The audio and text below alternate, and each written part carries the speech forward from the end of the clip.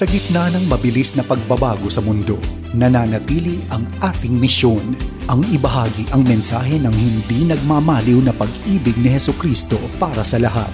Hatid sa inyo ang pinakabagong kaganapan sa gawain ng Far East Broadcasting Company Philippines. Tampok din ang mga kwento ng totoong buhay na binago ng Diyos. Narito si Dan Andrew Cura sa The President's Report. Magandang araw sa iyo, kaibigan. Abay, nasa isang panibagong buwan na naman tayo. Napakabilis talaga ng takbo ng panahon. Kaya nga ngayon, nais kong ibahagi sa iyo ang ilang paalala na makapagbibigay ng lakas ng loob at ng kapayapaan na nagmumula sa ating Panginoong Diyos. Ako ang iyong kaibigan, si Dan Andrew, at samahan mo ako sa ating programang The President's Report.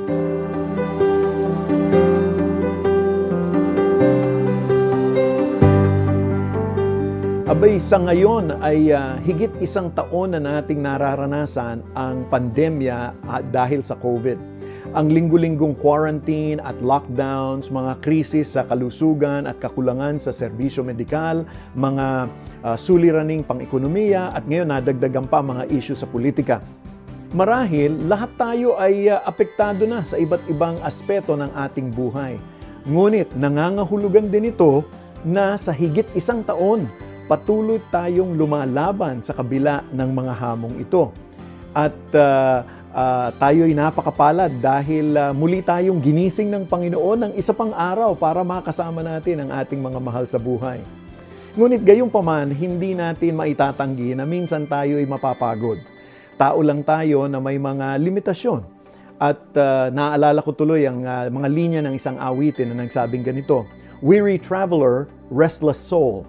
Pagod na manlalakbay, kaluluway di mapalagay." Ganon din tayo, mistulang mga manlalakbay sa buhay at sa dami ng mga nagaganap ngayon sa mundo natin, abay tila ba tayo'y naglalakbay sa gitna ng unos o bagyo at ang landas na tinatahak natin ay walang katapusan. Ngunit ang sinasabi din sa susunod na linya ng kanta ay, "You are never meant to walk this road alone. It'll be all worth it, so just hold on." Hindi ninanais na maglakbay sa landas na nag-iisa. Magiging sulit din ang lahat, kaya't kumapit ka. Napakagandang mga paalala para sa atin. Mula sa simula pa lamang ay sinabi na mismo ng Diyos na hindi mabuti para sa tao ang mag-isa. Nilikha tayo upang magtulungan at matuto sa isa't isa. May mga taong malaki ang impluwensya sa ating buhay. Hinahangaan natin ang mga talento nila, talino at ang kanilang kakayanang magbigay ng inspirasyon sa iba. Nagpupugay tayo sa ating mga frontliner na doktor, nurse, guro at lahat ng mga mahalagang manggagawa na patuloy na naglilingkod kahit na ang ilan sa kanila ay nasawi dulot ng COVID-19 habang sila'y nasa serbisyo. Ngunit sa likod ng lahat ng ating mga frontliners, nariyan din ang ating mga pastor, ang mga pinuno ng simbahan, ang mga manggagawa sa ministeryo. Nananalangin at patuloy na nagbabahagi ng pag-asa kahit na sila mismo ay nahihirapan din. Ngayong buwan ng Oktubre, nais kong iparating ang aming pasasalamat sa lahat ng mga pastor, mga leader at manggagawa ng iba't ibang mga simbahan na nagkakaisa upang magbigay ng lakas ng loob at pag-asa sa bawat isa. Nakikita po namin ang inyong pag-ibig, mga pagsisikap at panalangin para sa lahat. Sa inyong pagpapasakop sa Panginoon, ipinapakita ninyo sa amin kung paano ang pagsunod kay Kristo at kung paano mamuhay ng may pananampalataya. Pinupuri at pinapasalamatan namin ang Panginoon para sa mga pastor, guro at mga Bible teachers at mga kamanggagawa dito sa FEBC na tumutulong upang ihatid ang mensahe ng Ebanghelyo sa maraming mga tao at sa maraming mga paraan. Tulad na lang ng pag-host ng programa, ang paggawa ng programa, pag-abot sa mga tagapakinig at mga nangangailangan o ang pagsuporta sa panalangin at sa praktikal na pamamaraan.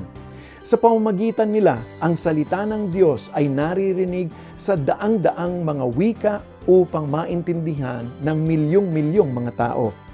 At hindi lamang upang mapakinggan, ngunit upang ang kanilang kaalaman tungkol kay Kristo Jesus ay magdulot ng tunay na pagbabago at pagbabalik loob sa ating Panginoon. Ang pagiging isang pastor ay tugon sa tawag ng Panginoon at isang napakalaking katungkulan na hindi madaling gampanan. Ngunit sa biyaya ng Diyos, hindi ito isang imposibleng misyon. Sinasabi nga ng Kawikaan, Kabanatang 3, talatang 5 hanggang 6, magtiwala ka ng buong puso sa Panginoon at huwag kang manalig sa iyong sariling karunungan. Alalahanin mo ang Panginoon sa lahat ng iyong ginagawa at ituturo niya sa iyo ang tamang landas. Hindi tayo naglalakbay ng mag-isa. Palaging nasa tabi natin ang ating Panginoong Diyos. Kaya't patuloy tayong magtiwala sa Kanya, sundin ang Kanyang salita at hayaan ang Kanyang karunungan ang maging liwanag sa ating daan. At oo, ang lahat ng ito ay hindi mababaliwala sa huli kapag nakita na natin ang buong kaluwalhatian ng Kanyang kaharian. Ako po'y tunay na nagpapasalamat at sa ating pagtatapos, nais ko pong bigyan kayo ng anyaya sa pagdiriwang ng ika-72 taon ng pagsasahimpapawid ng FEBC sa bansang China.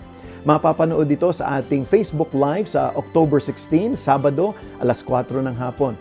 Halina't balikan po natin ang kasaysayan ng FEBC sa pagbabahagi ng mabuting balita ni Kristo Jesus sa pamamagitan ng radyo saan man sa mundo.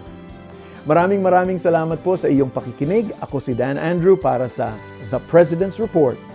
Kayo po'y mag-ingat palagi at pagpalain po kayo ng ating Panginoong Diyos. Inyong napakinggan ang The President's Report. Para sa karagdagang impormasyon ukol sa Far East Broadcasting Company Philippines o maging kaagapay sa panalangin at iba pang mga paraan, bisitahin ang FEBC website, febc.ph, at hanapin ang FEBC Radio sa Facebook. Maraming salamat sa iyong pag-agapay at pagpalain ka ng Panginoon.